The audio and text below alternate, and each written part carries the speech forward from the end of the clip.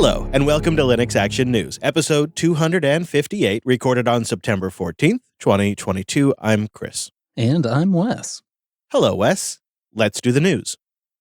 We start this week with the malware story that's leading headlines around the world of Linux. Dubbed Shiki-Tega by the at&t Alien Labs researchers who discovered it. It got that name for its extensive use of the popular Shikata-Ganai polymorphic encoder, which allows the malware to adapt its code and avoid detection. Yeah, so the report says that using this encoder, the malware runs through several decode loops. Each loop, kind of like an onion, decodes the next layer until the final shellcode payload is decoded and executed. Once the malware is on the system and executed, it also downloads something called Metal, which is a Metasploit interpreter that gives the attacker the ability to control the affected system. Now, the at&t researchers who discovered all this didn't say exactly how the initial infection occurs, but did say that Shiki-Tega exploits two known vulnerabilities in Linux that were disclosed back in 2021. A great reminder to keep those systems patched.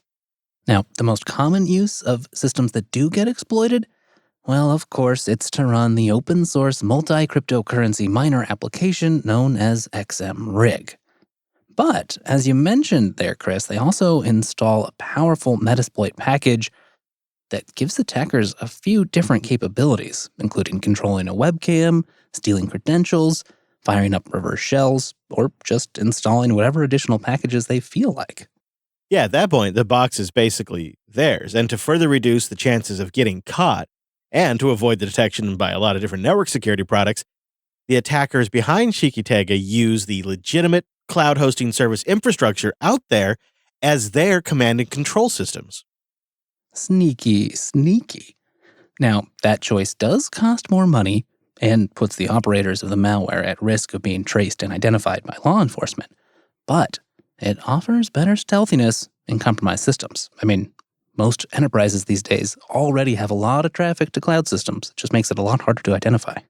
Yeah, and you're not likely to just block all of AWS or something like that.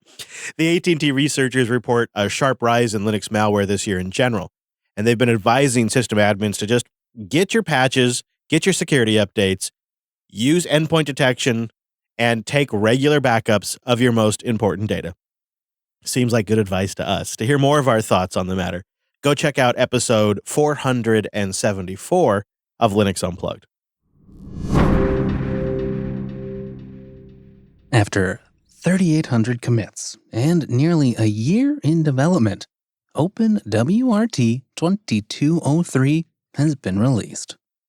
For those of you who don't know, the OpenWrt project is a Linux operating system that targets embedded devices. It can be a complete replacement for vendor-supplied firmware on a wide range of wireless routers and non-network devices as well. One of the highlights this time around is Firewall 4. That's the new default firewall, and it's based on NF tables, finally retiring their old IP tables-based Firewall 3 system.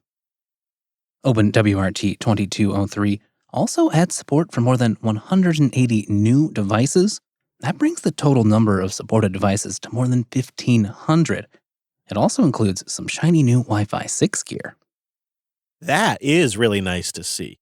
So under the hood of 2203, you got Linux 5.10, BusyBox 1.35, and they're happy to report that the 2038 problem has been handled. There's also just some other great features in this release, like the new kernel subsystem for network switches. That could be really interesting. And obviously, the most important new update, the Lucy Bootstrap design, now supports dark mode.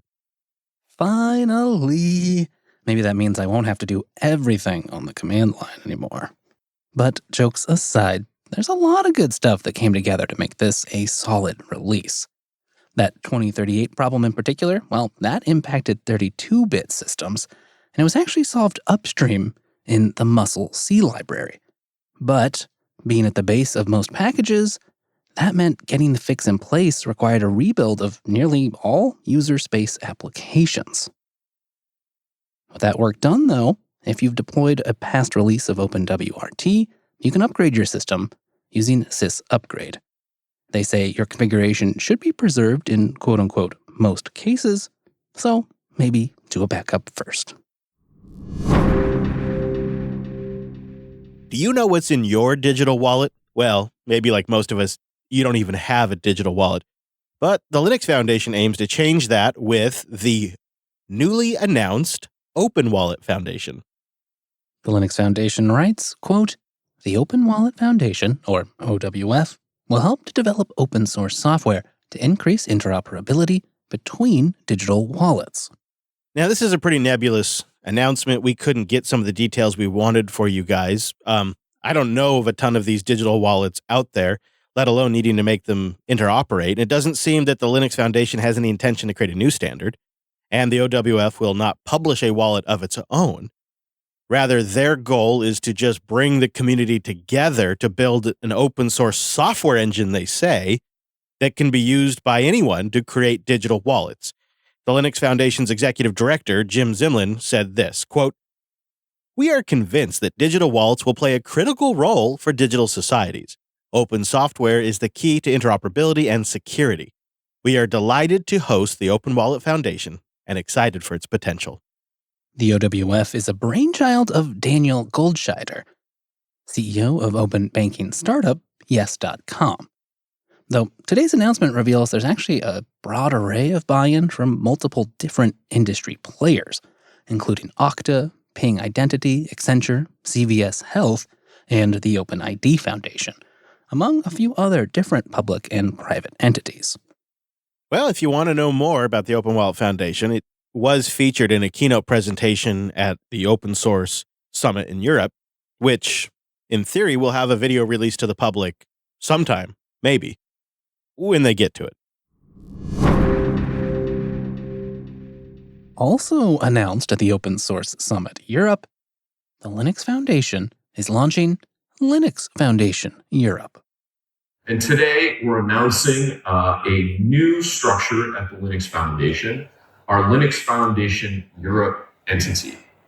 This is an organization based in Europe of European incorporation that will allow European organizations to participate regionally here and have reciprocity with the Linux Foundation globally around the world.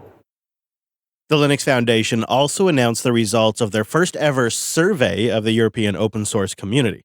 They report that nearly half, 47%, of respondents said the value of open source software to their organization has increased over the previous 12 months. However, only 29% of survey participants said they have seen an increase in contribution efforts at their organization over the past 12 months.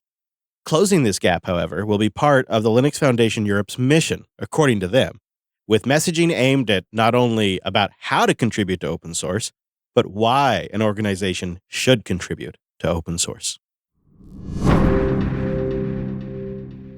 Well, the Linux Foundation racked up yet another win this week when the company formerly known as Facebook announced that they'd be transferring the PyTorch project to the Linux Foundation.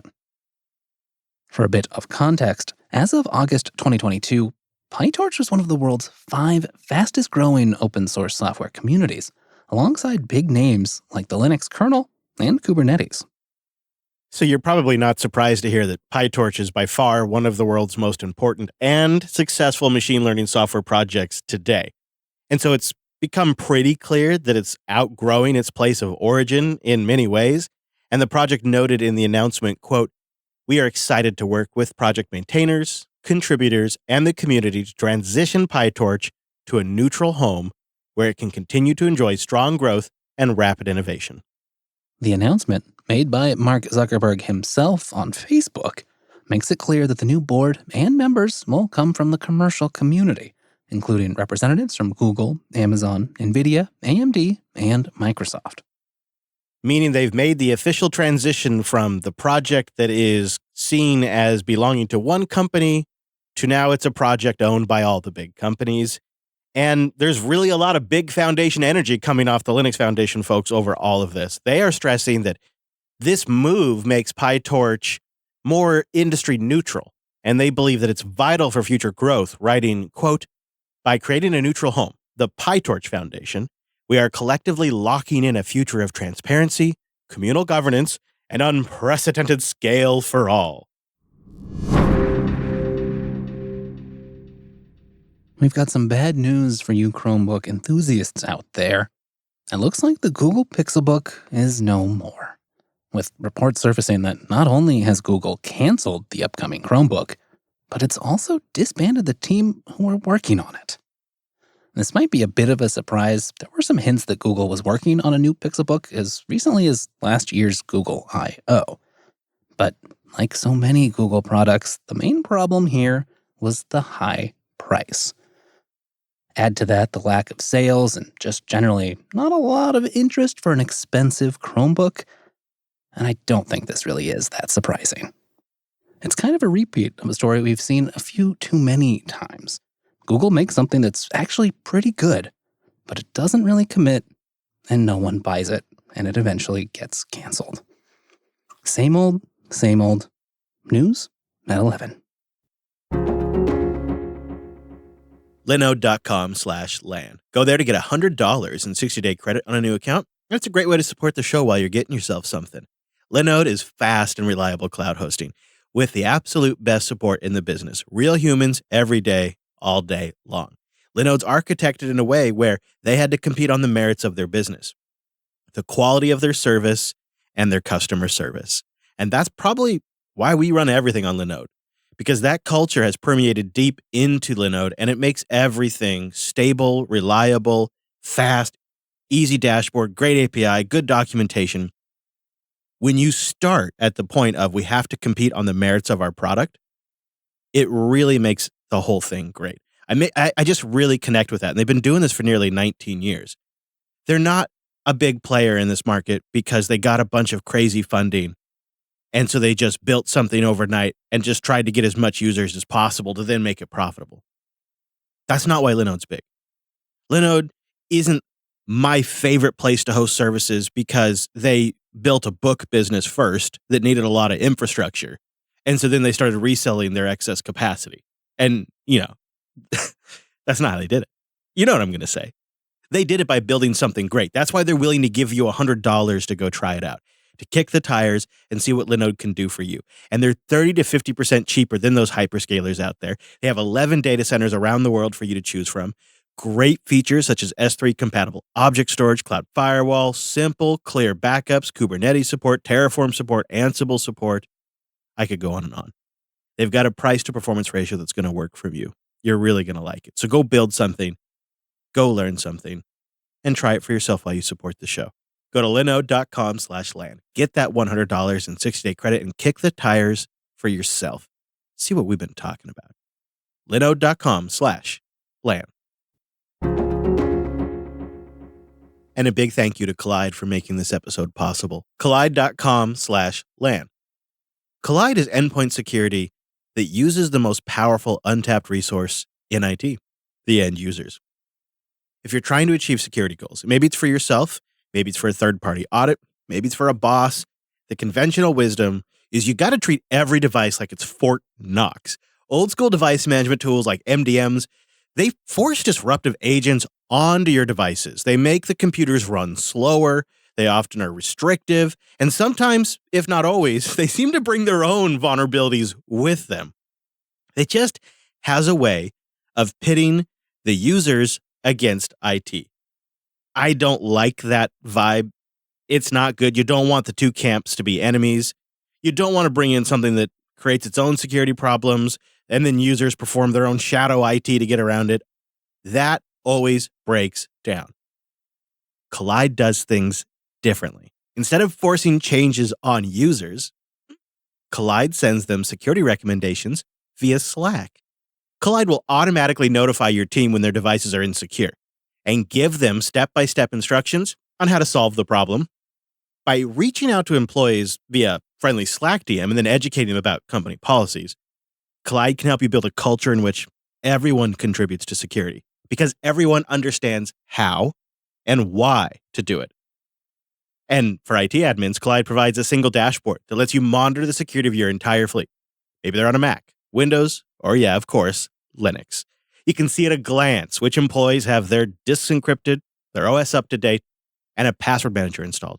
making it easy to prove compliance to your auditors, your customers, or leadership. So that's Collide.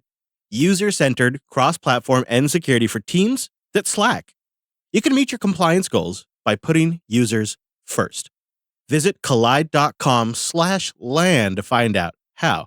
And when you go there, they're going to hook you up with a free goodie bag that includes a t-shirt just for activating a free trial. That's right, free swag for a free trial. So that's KOLIDE.com/LAN. Collide.com/LAN.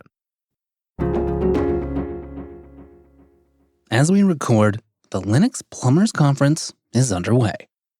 It's billed as the premier event for developers working at all levels of the Linux plumbing layers, and often focuses on new features and systems being built for Linux. This year, it's taking place in person and remote in Dublin, Ireland. And as you might expect, an event like this is very technical. The information density in the videos that we have linked in the notes is extreme. And something else that won't surprise you, I bet, is Rust in the kernel is one of the more popular topics this year, and specifically a talk that was given by a Western Digital staffer. So my name is Andreas, and I'm with Western Digital, and I'm going to talk about work I've been doing on an NVMe driver written in Rust. Now, you might ask yourself, why are they working on a Rust-based NVMe kernel driver when the existing C-based driver is in pretty good shape? Well, there are actually a few pretty good reasons. To start, it's just a relatively straightforward job without a lot of weird, complicated corner cases. It's also a good test because this is a high-performance code path, so it can kind of put Rust to the test. It's also pretty widely deployed and easy to test, and that existing C implementation, well, it can function as a mature reference implementation to compare the new guy to. And very impressively, the early Rust code that was on demo at the talk, it's keeping up with the tried and true C-based driver. And we see that for the SN840 drive, we do like around 700 IOPS, and for the Optane drive, we do twice that number. And you can see the C and the Rust driver perform quite similarly. And in what seems like a great indication of just how fast the progress has been here, that new Rust driver can actually achieve the maximum throughput possible on the drive. In the unloaded system, both drivers are able to push the drives to their rated specification. Thank you. Thank you. There were also other Rust goodies demonstrated, including a File9 server, modern OpenCL features using Rust. But the conference itself, the Linux Plumbers Conference, it spans all aspects of Linux plumbing. It's not just a Rust event, and it has been live streaming the entire time. Yeah, just right over on their YouTube channel. It's pretty easy to find, and if you do take a look, you'll find a treasure trove of technical videos, talks, debates, and a whole lot more. One thing that caught my eye was a new development with IOU ring. Now, if you've forgotten, IOU ring is a mechanism for quickly performing a batch of operations within the kernel on behalf of a user space process. You can kind of think of it as something of the new default mechanism if you need to perform multiple syscalls all at once. Now, early on, as the name might suggest, the main use case for IOU ring has been asynchronous I/O, where expensive context switches between user space and kernel space can be a real limitation and add to your latency. But, much like friend of the show eBPF, IOU ring has started to find a myriad of different use cases in the kernel, including a fascinating recent attempt at implementing block devices in user space. And at the Plumbers Conference this week, we learned of yet another potential use area that the kernel could benefit from this model: spawning new processes. This new work comes from Josh Triplett, a former notable Intel Linux engineer and co-lead of the Rust language team. He's been focused on build systems recently, and if you've ever worked in that space, you know these build systems spawn a huge number of processes. So as it stands now, spawning a process consists of basically 3 steps. You create the new process, you twiddle the attributes of the new process, and then you load the new process image. And for this, well, we presently have 3 choices. You can fork, vfork, and you can POSIX spawn.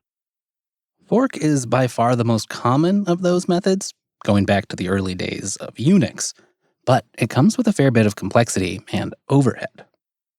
That's where those other 2 mechanisms come in, vfork and POSIX spawn. They do allow you to avoid some of those downsides, but that too comes at a price. POSIX spawn, for instance, only permits a very limited set of twiddling, and, well, vfork is considered so unsafe that it's difficult to recommend to anyone but an expert. And so, thus was born IO U-ring spawn, a mechanism for launching empty new processes with an associated IO U-ring. The goal here is to handle the pre-exec steps when you're launching a new process entirely in the kernel, with no user space required, eliminating the need for calling fork or even vfork, and eliminating some of the overhead that comes from having to copy page table information.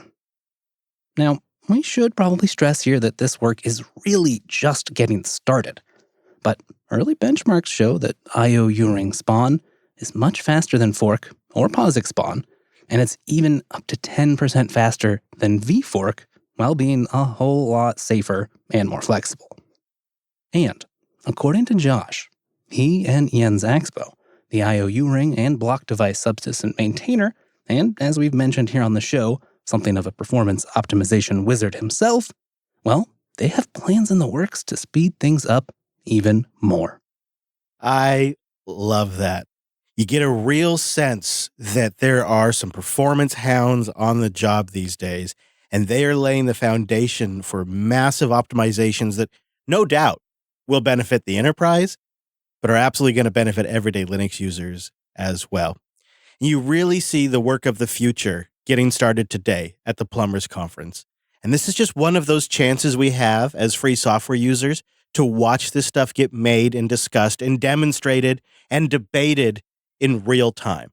You can really follow the leading edge of development, so check out the links in the show notes. And of course, we'll keep an eye on all of it and everything in the world of Linux and open source. So don't miss a single episode of Linux Action News. Go over to linuxactionnews.com/subscribe for all the ways to get new episodes. And linuxactionnews.com/contact to let us know about exciting new use cases for IO U-ring that you're considering. And we are hitting the road for our West Coast tour. If you're up and down the I-5 corridor, check out meetup.com/Jupiter Broadcasting and sign up for one of our meetups. We'd love to see you. But don't worry, even if you can't make it, this show will be back next week with our take on the latest Linux and open source news. Thanks for joining us. And that's all the news for this week.